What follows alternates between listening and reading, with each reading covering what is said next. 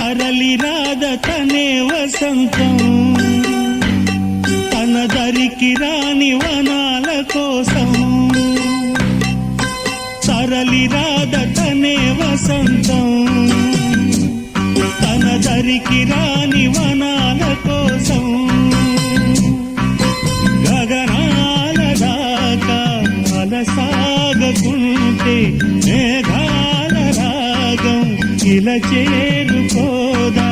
తరలి రాద తనే వసంతం తన దరికి రాని వనాల కోసం